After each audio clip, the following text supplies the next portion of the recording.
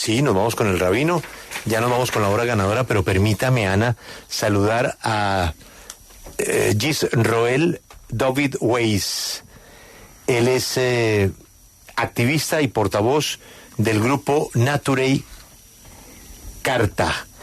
El rabino nos atiende a esta hora, está en Nueva York.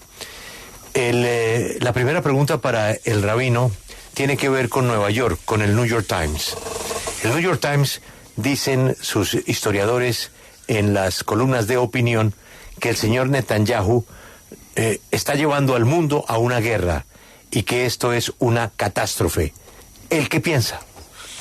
Rabbi Weiss, thank you very much for your time today at W Radio. And let us begin by asking you about your opinion and the New York Times, the newspaper of New York. In the New York Times, some of the historians and the recent articles have said that Benjamin Netanyahu is taking the world into a world war. It's forcing the world into a world war. We wanted to know what was your opinion about this. Well, with the help of the Almighty, I pray He should bestow upon me His truth, wisdom, that I may convey His message, the message of Judaism. We have to understand, we're not political. Judaism is a religion. It is 3,000 years old, to be subservient to God, not to kill, not to steal, not to oppress. And Jews, for 2,000 years, since the destruction of the temple, we were under command of God not to make a Jewish sovereignty, and certainly not by killing or stealing, oppressing a people. So around the world, all the rabbinical authorities and the Jewish communities were very strongly opposed to establishing this so-called Jewish state. It's not a Jewish state. It's a political, simple, a materialistic, nationalism. It's an ersatz Judaism, a transformation from religion to nationalism, and our rabbis warned us this is a rebellion against God and will bring dire results. Let me translate that really quickly, please. Nos dice que el mensaje del judaísmo no lleva a oprimir a sociedades, no lleva a matar personas. Nos dice que, pues, por mucho tiempo el llamado simplemente es a no establecer algo imperialista o nacionalista como lo que está haciendo, lo que se está transformando es la religión en algo nacionalista, y eso es en lo que él se opone, a establecer un Estado judío, porque para él es algo simplemente político. Él se opone a toda forma de sionismo. Yo quisiera preguntarle, después del condenable ataque terrorista de Hamás, que tanto dolor ha causado, ¿él qué piensa de la respuesta militar del señor Netanyahu sobre la Franja de Gaza? After, of course, that horrible attack that Hamás did in Israel, what is your opinion about Benjamin Netanyahu's response invading Gaza? Well, again, this is just part of a group of people that instead of understanding and having God, the morals of the Torah, and to understand that it's clearly Jews live together with Muslims for hundreds of years. We flourished in the Muslim communities in every Arab country, including in the Ottoman Empire in Palestine, and up till the advent of Zionism, we lived in peace. So the only reason that there's the animosity, we're not condoning violence, but all the hate and bloodshed is clearly because of their occupation of the making the state of Israel, which is a rebellion against God. God warned us it will bring to this, and logically everybody understands you're oppressing a people. This is what happens. So it was 30 years ago, or 40 years ago, or 10 years ago, there's bloodshed of Palestinian, of Jewish bloodshed, and instead of seeking to find why this is happening, they keep on try to vilify and say, "Oh, it's this group of people because they're trying to protect the rights of the Palestinians," and it's crazy. Yes. Let me translate that, please. I'm sorry.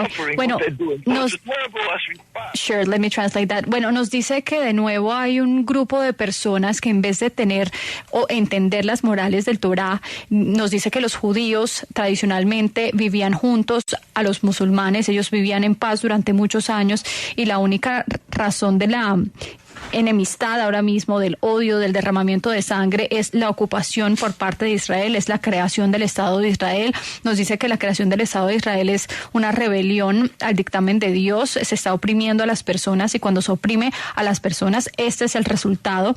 Y por eso nos dice que pues cuando están atacando a los palestinos se desata esta locura y no buscan el por qué está ocurriendo esta guerra, sino que más bien siguen atacando a los palestinos.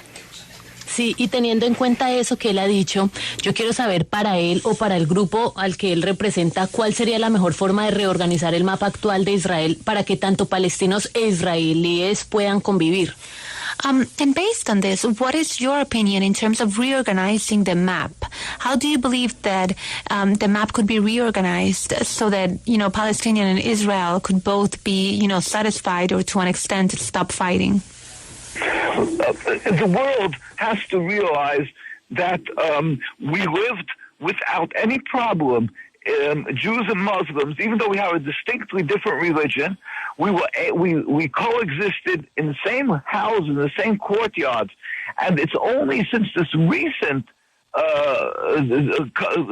advent of Zionism. Remember, Judaism is 3,000 years, and Islam is 1,000-odd years, and we live together. It's only because of the selfish, flawed political movement, and the world, just like apartheid, when the world is finally, because of the grassroots pressure, they stopped this terrible crime of racism, and it was able to exist. If the world would keep on supporting and encouraging and saying, yes, he has the right to go and kill and in Gaza wipe out people because there was this terrible, tragic 1,300 people killed. Remember, this is all because the United Nations ratified and they implemented the State of Israel. It's a terrible, flawed thing. It's causing, and it will continually, God forbid, cause hate and animosity and bloodshed. The solution is to cease and desist this flawed concept of occupying, but not only the Muslim people. It was the Christian society and the Jewish society, the Jewish community living in Palestine said, we're Jewish. We don't want this false Judaism, this Let me translate that, please. I'm so sorry to interrupt. Nos dice que el mundo debe darse cuenta que vamos a seguir viviendo en este problema si los musulmanes y los judíos no pueden convivir como se hacía anteriormente, que coexistieron en una misma casa, en un mismo lugar, sin ningún tipo de odio y derramamiento de sangre. Nos dice que gracias al sionismo y a este movimiento político, el mundo comenzó con esta opresión y este racismo en contra de los palestinos, y el mundo debe parar de alentar y apoyar a Israel por su supuesto derecho de existir y de defenderse, matando a otras personas en la franja de Gaza. Nos dice que hasta ahora 1.300 personas han muerto en Israel por este ataque de Hamás y lo han justificado con esto, y él cree que no debe seguir apoyándose esta contraofensiva israelí. Esto lo atribuye él al Estado de Israel que implementó la ONU. Esta es la raíz de todo este conflicto, esta es la causa, y mientras siga, continuará la enemistad, el odio, el derramamiento de sangre. Entonces, para él hay que acabar con esta ocupación que es el origen de toda la problemática. En Israel vive una gran población de Haredim, de ortodoxos, y muchos, si no la mayoría, se niegan a participar de sus obligaciones ciudadanas como israelíes, por ejemplo, prestar el servicio militar. Sin embargo, también reciben auxilio del Estado israelí. ¿Qué piensa él sobre esto? ¿No cree que es contradictorio? In Israel, there's a lot of Orthodox that, they decide not to live by certain rules that are stated in Israel, for example, providing military service. But on the other hand, they receive aid from the Israeli state. What is your opinion about this? Well, first of all, if anybody would really study and they would see if they were that in truth our communities refuse to take aid from the State of Israel. We have special charities around the world. It's called Hatzara. That means to save. That means because we as Jews we regard it as repugnant to have this a rebellion against God, the state of Israel, and they do not take aid, and we give them charities from around the world that they should be able to exist even when childbirth costs a lot of money, and it's free because of social medicine, and they don't take that. They don't take even for that. They don't take money from the state. So there's hundreds of thousands of Jews. In fact, we don't recognize the rabbinate, the chief rabbi. It's all because they masquerading in our Judaism with the Star of David. It's all false, and we have our own rabbinate, our own chief rabbis, our own. It's a totally different communities that are living there since before the state of Israel, and they're continuing to today living as around the world. The majority of the very religious communities are totally opposed to this state, and we cry with the Palestinian people. We cry with their suffering. Thank you very much, Yisroel Dovid Weiss. And we hope that very soon we have better news than today. Thank you for your time. Thank you. Bye-bye. ¿Qué dijo el rabino, Grace?